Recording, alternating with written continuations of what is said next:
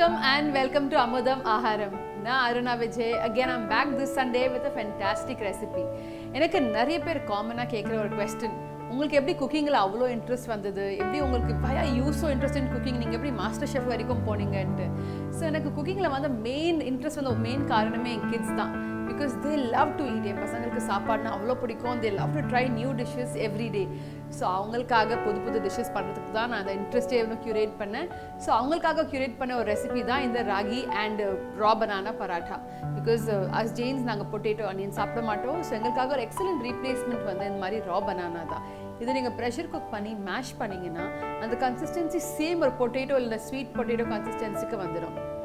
So நீங்கள் ஜெயினாக இருந்தீங்கன்னா, நீங்கள் வாழ்க்கா அது சாப்பிட்லீங்களா, பொட்டேட்டோ சாப்பிட்லன்னா இது நீங்கள் கண்டிப்பாக ட்ரை பண்ணலாம். நான் காமிக்க போகிறேன். அண்ட் இந்த பராட்டா கோதுமை மாவு இல்லாமல் நான் ராகி மாவு வச்சு செய்ய போகிறேன். பெரிய ராகி மாவு மில்லட்ஸில் எவ்வளோ நல்ல குட் நியூட்ரியன்ஸ் இருக்குது. ஆனால் பசங்க அவ்வளோ சீக்கிரமாக சாப்பிட மாட்டாங்க. ஸோ அவங்களுக்காகவே இந்த ரெசிபி க்யூரேட் பண்ணியிருக்கேன். ஸோ வாங்க ஸ்டார்ட் பண்ணலாம்.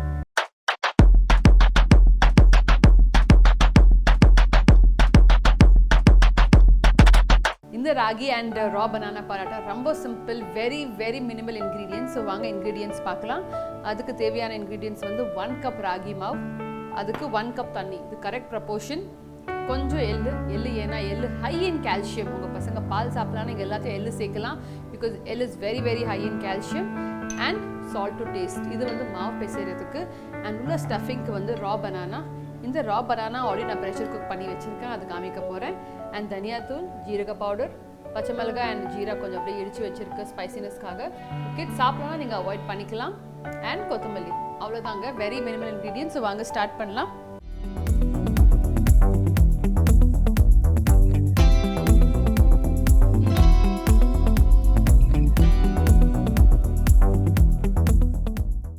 வாங்க இப்போ மாவு பிசையலாம்.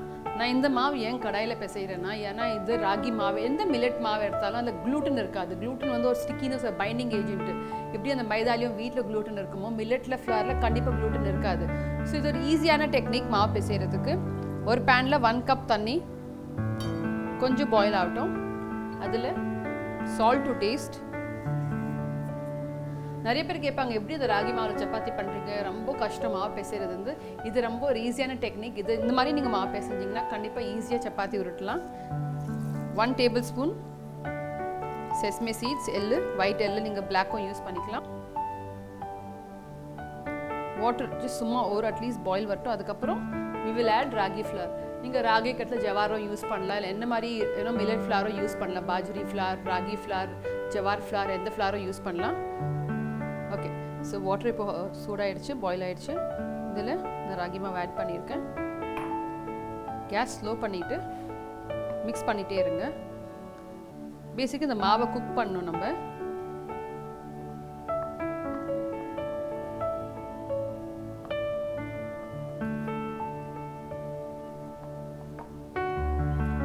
ராகி மாவு குக் பண்ணும்போது ரொம்ப ஹீட்டாக இருக்கும். மற்ற மாவோட கோதுமை மாவு மாதிரி இருக்காது. So please be very careful you're mixing this. இந்த கர்நாடகா சைடில் அந்த ராகி களி பண்ணுவாங்க, முத்தைன்னு சொல்லுவாங்க, ராகி முத்தைன்ட்டு. ஸோ ராகி ஒரு ரொம்ப ஹை ஹீட் டெம்பரேச்சரில் இருக்கும். So please be very careful. அவ்வளோதான். இப்போ நீங்கள் கேஸ் ஆஃப் பண்ணிடலாம். யூ கேன் சி எல்லாம் ஒரு மாதிரியாக ஒரு மிக்சராக வந்துருச்சு. இந்த ஸ்டேஜில் ஒரு பிளேட்டில் ட்ரான்ஸ்ஃபர் பண்ணிக்கோங்க.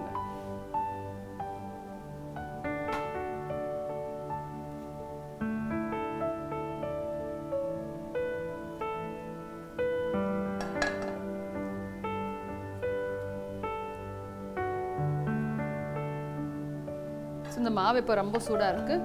கையில் கொஞ்சமாக ஆயில் அப்ளை பண்ணியிருக்கேன், ஸ்டிக் பண்ணக்கூடாதுன்ட்டு. இது ரொம்ப சூடாக இருக்கும். Be very careful. உங்களுக்கு இந்த ஹீட் உங்களுக்குலாம் பேர் பண்ண முடியலன்னா 5 மினிட்ஸ் வெயிட் பண்ணுங்கள். வெயிட் பண்ணி கொஞ்சம் நீட் பண்ணலாம். இந்த மாவு இன்னும் கொஞ்சம் வார்மாக தான் இருக்குது. உங்களுக்கு ஹேண்டில் பண்ண டெம்பரேச்சரில் இது மாதிரி கொஞ்சம் நல்லா நீட் பண்ணிக்கோங்க 2 மினிட்ஸு. ஸோ நீங்கள் பார்க்கலாம் இந்த மாவு எப்படி சூப்பராக ரெடியாக இருக்குன்ட்டு. எவ்வளோ ஷைனிங்காக, எவ்வளோ நார்மலாக இருக்குது. சேம் கோதுமை மாவு மாதிரி தெரியுது இல்லையா? பிகாஸ் எந்த மில்லட் ஃப்ளார் இருந்தாலும் நீங்கள் இந்த டெக்னிக் யூஸ் பண்ணிங்கன்னா ஈஸியாக அந்த மாவு உருட்டலாம். நம்ம ராகி பராட்டாக்கு மாவு ரெடி ஆகிடுச்சு. இது 15 மினிட்ஸ் அது ரெஸ்ட் கொடுக்கணும் இந்த மாவை. ஸோ மீன் வயல் நீங்கள் ஜெயின் டெம்பிள் பற்றி பார்த்துட்டு வாங்க.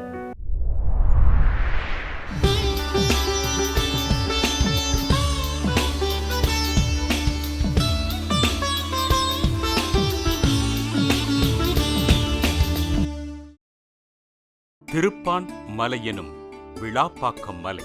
நாம் இப்பொழுது பயணித்துக் கொண்டிருப்பது தமிழக பண்பாட்டு வளர்ச்சியின் ஒரு முக்கிய வரலாற்றை தன்னகத்தே கொண்டுள்ள மலை ஒன்றை நோக்கியதாகும். சமணம் போற்றிய 4 வகை கொடைகளில் ஒன்று மக்களுக்கு கல்வி கற்பிப்பதாகும். அதுவும் மகளிருக்கு கல்வி கற்பிப்பதை மிக முக்கியமான ஒரு கோட்பாடாக சமணம் கொண்டிருந்தது என்பதற்கான சான்று கொண்டுள்ள மிக முக்கியமான சமண மலைப்பள்ளியைத்தான் நாம் இன்று காண இருக்கின்றோம். அதுதான் திருப்பான் மலை அல்லது விழாப்பாக்கம் பஞ்சபாண்டவர் மலை. இது சென்னையிலிருந்து சுமார் 120 கிலோமீட்டர் தொலைவிலும், ஆற்காட்டிலிருந்து ஆற்காடு கண்ணமங்கலம் சாலையில் சுமார் 7 கிலோமீட்டர் தொலைவிலும் அமைந்துள்ளது. இந்த மலை முன்பு வேலூர் மாவட்டத்தை சார்ந்தது. தற்போது ராணிப்பேட்டை மாவட்டத்தின் பகுதியாக உள்ளது. இங்கே 3 இடங்களில் சமண தொல்லியல் சான்றுகள் உள்ளன. ஒன்று, மலையடிவாரத்தில் உள்ள 8ஆம் நூற்றாண்டைச் சார்ந்த பல்லவர் கால குடைவரை கோயில். இரண்டாவது, மலைமேல் அமைந்துள்ள தீர்த்தங்கரர் மற்றும் யட்சியரின் புடைப்புச் சிற்பங்கள், இயற்கையான குகை, நீர்ச்சுனை, ராஜராஜ சோழன் கால கல்வெட்டு மற்றும் கல் படுக்கைகள். மூன்றாவது, மலையிலிருந்து சுமார் 2 கிலோமீட்டர் தொலைவில் விழாப்பாக்கம் கிராமத்தில் உள்ள சிவன் கோவிலின் உட்புறம் நிறுவப்பட்டுள்ள கற்பலகையில் உள்ள கல்வெட்டு சாசனம். நாம் முதலில் காண இருப்பது மலையின் அடிவாரத்தில் அமைந்துள்ள பல்லவர் கால குடைவரை கோயில். நாம் சாலையிலிருந்து நுழைவாயில் வழியாக உள்ளே சென்றவுடன் தொல்லியல் துறை சார்ந்த இளைஞர் நம்மை சந்தித்து அழைத்துச் சென்றார். அங்குள்ள பெரிய தாமரை குளத்தை கடந்து செல்கிறோம். ஓ, இது மதுரை சமணமலையின் அடிவாரத்தில் அமைந்துள்ள பெரிய தாமரை குளத்தை நினைவூட்டுகிறதே. அங்கே நாம் காணும் காட்சி பிரம்மாண்டம். சற்றொப்ப 200 அடி உயரமான மிகப்பெரிய பாறை குன்றின் அடிவாரத்தில் 15 அடிக்கு மேல் குடைந்து இந்த கோயில் உருவாக்கப்பட்டுள்ளது. இது முற்றுப்பெறாத நிலையில் உள்ளது. இந்த குடைவரை கோவில் 1ஆம் மகேந்திர பல்லவன் கால கலைப்பாணியை கொண்டுள்ளது. இந்த குடைவரை கோயிலில் உள்ள அர்த்த மண்டபம் மற்றும் முகமண்டபம் ஆகியவற்றில் 6 தூண்களையும் 2 அரை தூண்களையும் 2 வரிசைகளாக கொண்டு விளங்குகிறது. இந்த தூண்கள் பருமனாகவும் சதுர வடிவுடனும் மேற்பகுதியில் செவ்வக வடிவ போதிகைகளுடனும் திகழ்கின்றன. இந்த மண்டபத்தின் பின்புறச் சுவரில் கருவறைகள் ஏற்படுத்துவதற்கு முயற்சிகள் தொடங்கப்பட்டு அவை பூர்த்தி செய்யப்படவில்லை. எனவே இது நிறைவு பெறாத குடைவரை கோயிலாக இன்று வரை திகழ்கிறது. குடைவரை முகப்பில் கொடுங்கை போன்ற அமைப்பு எதுவும் இல்லை. இவ்வாறு எளிமையான கலையம்சம் கொண்ட குடைவரை கோயில் 7ஆம் நூற்றாண்டின் தொடக்க கட்டத்தில் ஆட்சி புரிந்த 1வது மகேந்திர பல்லவன் காலத்தை சேர்ந்தது என்பது தெளிவு. இதே காலகட்டத்தில்தான் தொண்டை நாட்டில் மண்டகப்பட்டு, தளவானு, மகேந்திரவாடி, வல்லம், மாமண்டு, சீயமங்கலம், அரங்கண்ட நல்லூர் முதலிய பல இடங்களில் இதே அமைப்புடைய குடைவரை கோயில்கள் கட்டப்பட்டுள்ளன. இக்குடைவரை கோயிலின் முகப்பிற்கு சற்று மேலாக பாருங்கள். மாடம் போன்ற அமைப்பினுள் குடைவரை கோயிலின் முகப்பிலிருந்து 6 அடி உயரத்தில் சற்று முன்னோக்கி உள்ள கற்பகுதியில் ஏதோ செதுக்கப்பட்டிருக்கிறது. ஆஹா! அமர்ந்த தியான கோலத்தில் மெல்லியதாக வடிக்கப்பட்டுள்ள தீர்த்தங்கரர் புடைப்புச் சிற்பமே அது. தலைக்கு மேற்பகுதியில் மென் கோட்டினாலான முக்குடை மட்டுமே. தீர்த்தங்கரர் சிற்பங்களில் பொதுவாக காட்டப்பெறும் அசோகத்தரு கிளைகள், ஒளிமண்டலம், சாமரை வீசுவோர் எதுவுமே இல்லாது செதுக்கப்பட்ட 8ஆம் நூற்றாண்டிற்குரிய எளிமையான சிற்பம். அடுத்ததாக நாம் மலை மீது ஏறிச் செல்வோம்.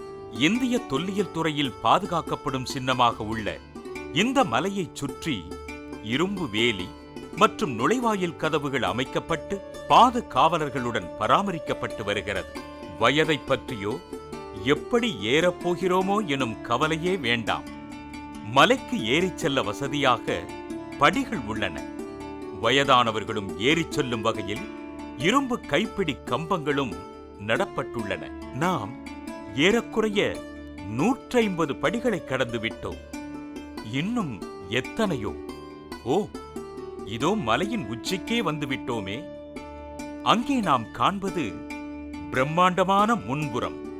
நீண்டு வளர்ந்த பெரிய பாறையும் அதன் அடியில் நீர்ச்சுனையும் குகைத்தளமும்.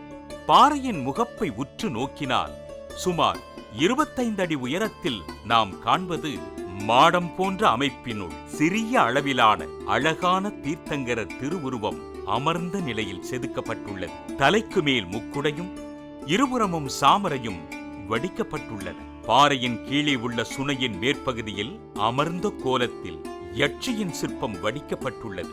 இடது கையில் தாமரை மொட்டுடன் வலது கையை பீடத்தில் ஊன்றியவாறும் அழகுற வடிக்கப்பட்டுள்ளது.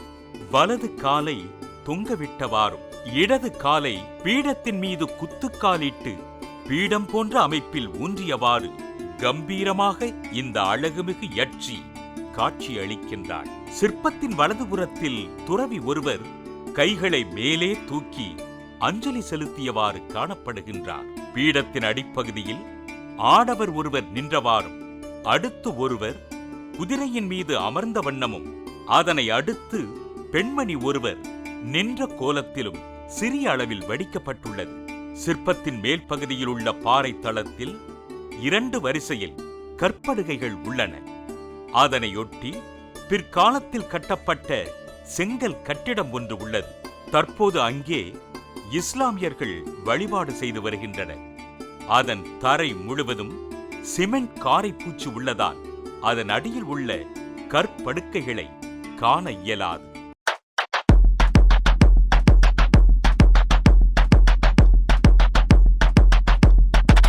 Welcome back. அண்ட் இப்போ நம்ம பராட்டா மாவு ரெடி ஆயிடுச்சு. இந்த வாழைக்காய் நான் ஆல்ரெடி ப்ரெஷர் குக் பண்ணி ரெடியாக வச்சுருக்கேன். ஸ்கின் எடுக்கலை, அப்படியே 2 விசிலுக்கு ப்ரெஷர் குக் பண்ணி வச்சுருக்கேன். பீல் பண்ணி மேஷ் பண்ணிங்கன்னா அந்த கன்சிஸ்டன்சி வந்து சேம் ஒரு நம்ம பொட்டேட்டோ சாப்பிட்ற கன்சிஸ்டன்சி தான் இருக்கும். Same texture, same consistency. நீங்கள் சொல்லணும்னா யாருக்கும் தெரியாது இது ராவ் பனானா இல்லை, அது வந்து பொட்டேட்டோ பரோட்டா இல்லைன்னு தெரியாது யாருக்குமே. அவ்வளோ சேம் கன்சிஸ்டன்சியாக இருக்கும். பாருங்க, மேஷ் பண்ணிக்கிட்டிங்கன்னா சேம் பொட்டேட்டோ மாதிரியே இருக்கும். இதில் ட்ரிக் என்னென்னா, இந்த ஃபுல் ஸ்கின் எடுக்கக்கூடாது நீங்கள் ப்ரெஷர் குக் பண்ணும்போது. இந்த ஸ்கின் அப்படியே இருக்கட்டும். ஏன்னா நீங்கள் ஃபுல் ஸ்கின் எடுத்துட்டிங்கன்னா ரா பனானா குக் பண்ணதுக்கப்புறம் ஃபுல்லாக பிளாக் ஆகிடும், அந்த இன்னும் கலர் சேஞ்ச் ஆகிடும். So we don't want that. So முடிஞ்ச அளவுக்கு இந்த ஸ்கின்னோடய நீங்கள் ப்ரெஷர் குக் பண்ணுங்கள்.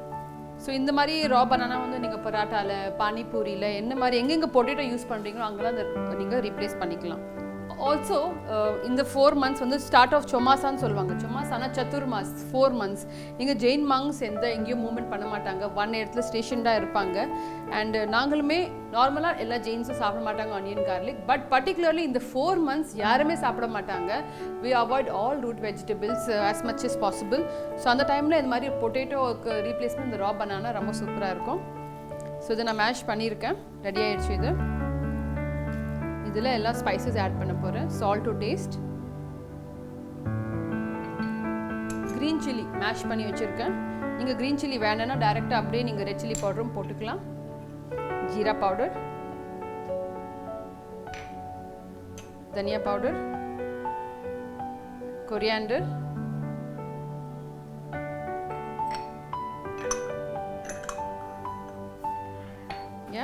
எல்லா மசாலாவும் போட்டாச்சு. ஸோ இந்த மசாலாஸ் உங்கள் இஷ்டத்துக்கு நீங்கள் ரீப்ளேஸ் பண்ணிக்கலாம். நீங்கள் சாட் மசாலா ஆட் பண்ணலாம், ரெட் சில்லி பவுடரும் ஆட் பண்ணலாம், அம்ச்சூர் பவுடரும் ஆட் பண்ணலாம். நல்ல ஒரு அடிஷனாக இருக்கும். Just mixed everything. எனக்கு கொஞ்சம் அந்த சார்னஸ் கம்மியாக இருக்குது, கொஞ்சமாக amchur powder, raw mango powder add பண்ணுறேன். இது கம்ப்ளீட்லி ஆப்ஷனல். நீங்கள் வேணால் சாட் மசாலாவும் ஆட் பண்ணிக்கலாம்.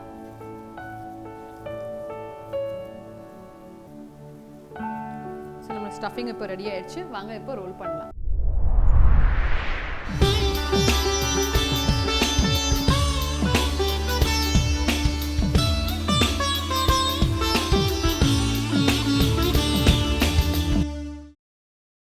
குகையின் முகப்பில் 2ஆம் நந்திவர்ம பல்லவன் காலத்தை சேர்ந்த கல்வெட்டு சாசனம் ஒன்று உள்ளது. இது புகழாலை மங்கலம் என்னும் ஊரைச் சேர்ந்த மருத்துவர் மைந்தனாகிய நாராயணன் என்பவர் பொன்னியக்கர் சிற்பத்தினையும் நாகநந்தி எனும் அறவோரின் சிற்பத்தையும் செதுக்க ஏற்பாடு செய்தார் என கூறுகிறது. இந்த சாசனம் குறிப்பிடும் பொன்னியக்கியர் குகையினுள் செதுக்கப்பட்டுள்ள சித்தாயிகா யட்சி என்பதும், நாகநந்தி என்பார் அந்த இயக்கியை வழிபடுவதாக உள்ள துறவியின் சிற்பம் என்பதும் தெரிய வருகிறது. இதன் மேற்கு பகுதியில் 1ஆம் ராஜராஜ சோழனின் 8ஆம் ஆண்டு அதாவது பொது ஊழி 993ஆம் ஆண்டு கல்வெட்டு சாசனம் ஒன்று உள்ளது.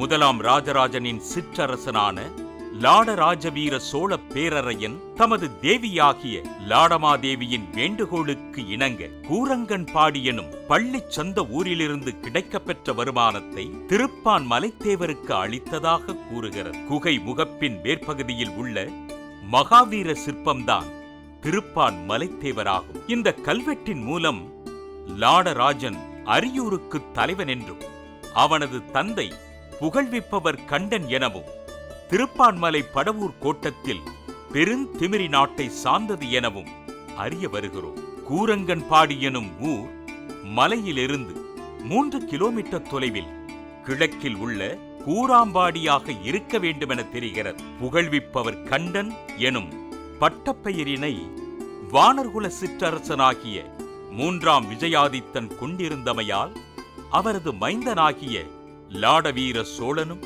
வானர்குலத்தை சேர்ந்தவர் என்பது தெளிவாகிறது. வானர்குல சிற்றரசர்கள் பொதுவூழி 9ஆம் நூற்றாண்டில் சோழ பேரரசிற்கும் அதற்கு முன்பு பல்லவர்களுக்கும் அடங்கி ஆட்சி புரிந்தவர்களாவர் என்பது குறிப்பிடத்தக்கது. இந்த மலையில் உள்ள சான்றுகளை ஆராய்ந்து பார்க்கின் பொதுவூழி 8ஆம் நூற்றாண்டிலேயே சமண சமயம் இந்த பகுதியில் பரவி இருந்தது என்பது உறுதியாகிறது. இந்த மலையை பஞ்சபாண்டவர் மலை என்றும் உள்ளூர் மக்கள் அழைக்கின்றனர். பஞ்ச பாண்டவர்கள் என்பது சமணம் பெரிதும் போற்றி வழிபடும் ஐங்குரவர்கள் எனும் பஞ்ச பரமேட்டியர்களான அரக்கந்தர், சித்தர், ஆசாரியர், உபாத்தியாயர், சாதுவர்கள் ஆவர். இன்றும் சமணர்கள் அவ்வப்போது இங்கு வருகை தந்து வழிபட்டு செல்கின்றனர். சமணத்தின் முக்கிய புனித வழிபாட்டு தலமான இந்த மலையில் ஆற்காடு நவாப்பின் ஆட்சியின் போது தர்காவாக மாற்றியமைக்கப்பட்ட குகையும் நவாப்பின் ஆதரவில் தங்கியிருந்த பாரசீக நாட்டு சமயத் தலைவரின் சமாதியும் மசூதியும் உள்ளன. இதை தவிர்த்து சமண வழிபாட்டு தெய்வமாகிய பொன்னியக்கியின் எதிர்ப்புறத்தில் குகைக்கு வெளியே பாறை பரப்பில் இஸ்லாமியர்களின் கல்லறைகளும் உள்ளன. இது இந்திய தொல்லியல் துறையில் பாதுகாக்கப்படும் சின்னம் என்பது இங்கு குறிப்பிடத்தக்கது. நாம் அங்கிருந்து சுமார் 1 கிலோமீட்டர் தூரம் பயணித்து விழாப்பாக்கம் கிராமத்தை அடைந்தோம். கிராமத்தில் உள்ள நாகநாதேஸ்வரர் ஆலயத்தின் கோபுர நுழைவாயிலின் உள்ளே நுழைந்தவுடன் இடதுபுறத்தில் 2 சன்னதிகளுக்கு இடையில் சுமார் 6 அடி உயரமுள்ள ஒரு கல்வெட்டு சாசனம் அடங்கிய கற்பலகை நடப்பட்டுள்ளது. பராந்தக சோழ மன்னனது 38வது ஆட்சியாண்டு, அதாவது பொதுவூழி 945ஆம் ஆண்டை சார்ந்த கல்வெட்டு சாசனம் கூறுவதாவது, திருப்பான் மலைப்பள்ளியை சார்ந்த அறவோராகிய அரிஷ்ட நேமி படாரரின் மானாக்கியாகிய பட்டினி குரத்து என்பவர் விழாப்பாக்கத்தில் கிணறு ஒன்று வெட்டுவதற்கு ஏற்பாடு செய்துள்ளதை பற்றி கூறுகிறது. இந்த கிணறும் கிணற்றை ஒட்டி உள்ள நிலங்களும் விழாப்பாக்கத்தில் உள்ள பெண் பள்ளிக்கு உரியவையாக இருந்துள்ளது. இந்த நிலங்களையும் கிணற்றையும் கண்காணிக்கும் பணியனை சதுர்விம்சதி என அழைக்கப்பட்ட 24 பேர் அடங்கிய குழுவிடம் ஒப்படைக்கப்பட்டிருந்தது தெரிய வருகிறது. அரிஷ்ட நேமி பட்டாரர் இப்பகுதி மக்களுக்கு சமய தலைவராக திகழ்ந்தவர். விழாப்பாக்கம் படவூர் கோட்டத்தின் உட்பிரிவாகிய பெருந்திமிரி நாட்டிற்கு உட்பட்ட ஊர் என்பதையும் அறிகிறோம். இந்த சாசனத்தின் மூலம் விழாப்பாக்கத்தில் பெண் துறவியருக்கென தனியாக பள்ளி இருந்தது தெரிய வருகிறது. மலையடிவாரத்தில் உள்ள முழுமை பெறாத குடைவரை கோயிலே பள்ளியாக திகழ்ந்திருக்க வேண்டும். மலைமேல் உள்ள இயற்கை குகைப்பள்ளியே ஆண் துறவியரின் உறைவிடமாக திகழ்ந்துள்ளது என அறிகிறோம்.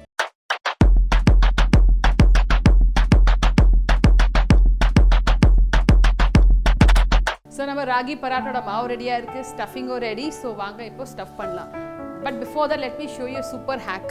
நிறைய பேருக்கு சொல்லுவாங்க பராட்டா வந்து ரோல் பண்ணும்போது ஸ்டஃபிங் எல்லாம் வெளியே வந்துடுது, ரொம்ப கஷ்டமாக இருக்குது எங்களுக்கு பராட்டா ரோல் பண்ணுறதுன்ட்டு. ஸோ இந்த மாதிரி ஒரு சூப்பர் ஹேக். இந்த மாதிரி டர்க்கி டவல் எடுத்துகிட்டு உங்கள் இந்த மாதிரி ரோலிங் பின் மேலே போட்டுக்கோங்க. And let me show you how easy it is. Ragi மாவு நார்மல் வீட் ஃப்ளாரில் இல்லை ராகி ஃப்ளாரில் டஸ்ட் பண்ணிக்கலாம்.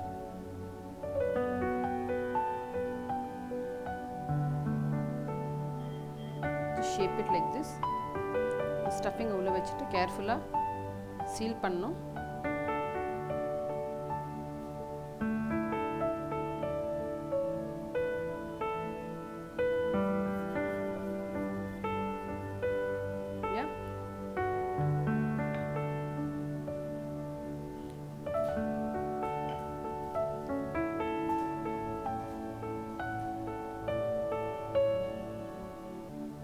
இந்த மாதிரி டர்க்கி டவலில் ரோல் பண்ணுறது வந்து ரொம்ப ஒரு சூப்பரான டெக்னிக். ஏன்னா இது மாதிரி நீங்கள் ரோல் பண்ணிங்கன்னா பராட்டா இல்லை சப்பாத்தி மாவும் ரொம்ப ஸ்டிக்கியாக இருந்தால் ரொம்ப ஈஸியாக ரோல் பண்ணிக்கலாம். இந்த மணை மேலே ஒட்டாது.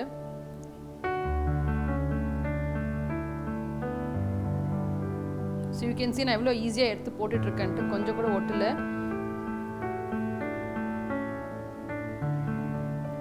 நீங்களும் வீட்டில் ஆலு பராட்டா இந்த கோபி பராட்டா பண்ணுறீங்க ஃபுல்லாக அப்படியே மண்ணில் ஒட்டிக்குதுன்னா please try this hack. It is very very helpful. இந்த ராகி பராட்டா இப்போது ரெடியாக இருக்குது. நம்ம ரோல் பண்ணியாச்சு. வாங்க இப்போது பேனில் போட போகிறேன். ஒரு பேன் ஆல்ரெடி கொஞ்சம் மைல்டாக ஹீட் பண்ணி வச்சுருக்கேன். Transfer this. இப்போ மீடியம் ஃப்ளேமில் நல்லா குக் ஆகட்டும். இது குக் ஆகிற வரைக்கும் நான் நெக்ஸ்ட்டு பராட்டாவை ரோல் பண்ண போகிறேன். நீங்கள் சரியாக பார்க்கலிங்கன்னா இன்னொரு வாட்டி பாருங்கள். சம் ஜஸ்ட் கையால் அப்படி பிஞ்ச் பண்ணிகிட்ருக்க மாவை நீங்கள் ரோலும் பண்ணிக்கலாம். இப்போ மாதிரி பிஞ்ச் டெக்னிக் புரியலன்னா ஜஸ்ட் ரோல் இட் லைட்லி.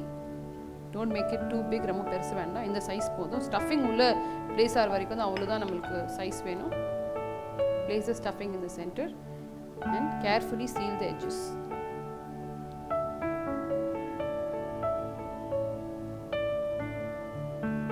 கொஞ்சம் எக்ஸ்ட்ரா இருக்கு மாவு. I'm just taking it.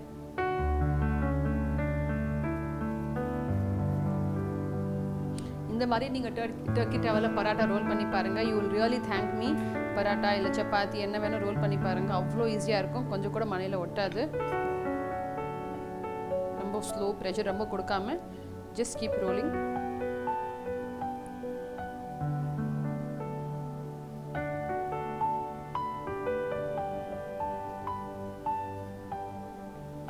வாங்க இது ஃப்ரை பண்ணலாம்.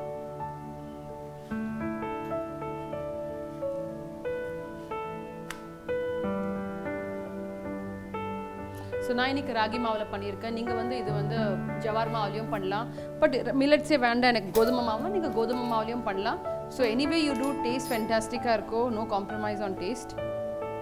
பட் இதில் ரா பனானா தான் secret addition. Because you give it your kids. அவங்க தெரியவே தெரியாது இது ஆலு பராட்டா இல்லை இது ரா பனானா பராட்டான்ட்டு. அந்த ஒரு டிஃப்ரென்ஸ் சுத்தமாக தெரியாது.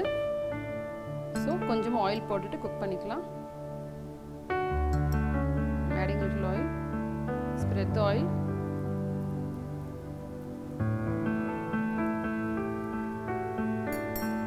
And it's a great tiffin box recipe.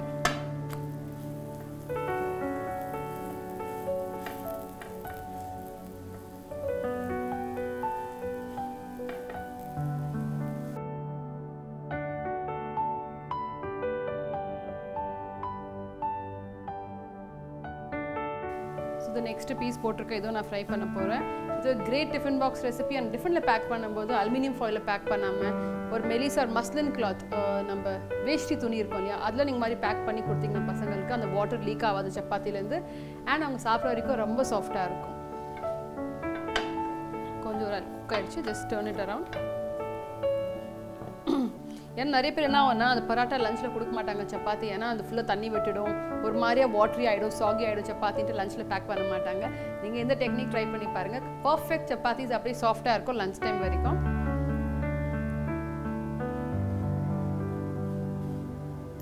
கொஞ்சமாக ஆயில் போட்டு குக் பண்ணிக்கலாம். 1 டீஸ்பூன் ஆயில்.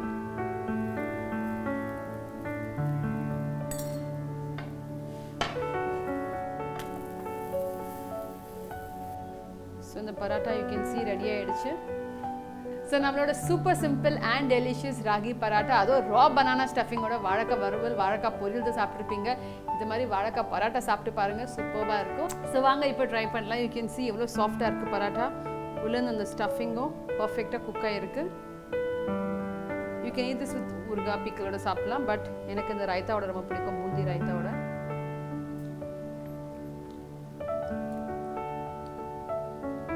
ஃபேன்டாஸ்டிக்காக இருக்குது இந்த பராட்டா. வந்து I'm serving with boondi raita. நீங்கள் பிக்கலோட ட்ரை பண்ணலாம். பட் இந்த பூந்தி ராய்த்தா வந்து பேசிக் கர்டில் பிளாக் சால்ட் அண்ட் கொஞ்சமாக சுகர் 1/2 டீஸ்பூன் ஆட் பண்ணியிருக்கேன். மிக்ஸ் பண்ணிவிட்டு பூந்தி மேலேருந்து ஆட் பண்ணியிருக்கேன். இந்த ராய்த்தாவும் இந்த ராகி பராட்டாவும் சூப்பர் காம்பினேஷன். ஸோ கண்டிப்பாக ட்ரை பண்ணி பாருங்கள். See you again next week with another fantastic recipe. Till then, bye.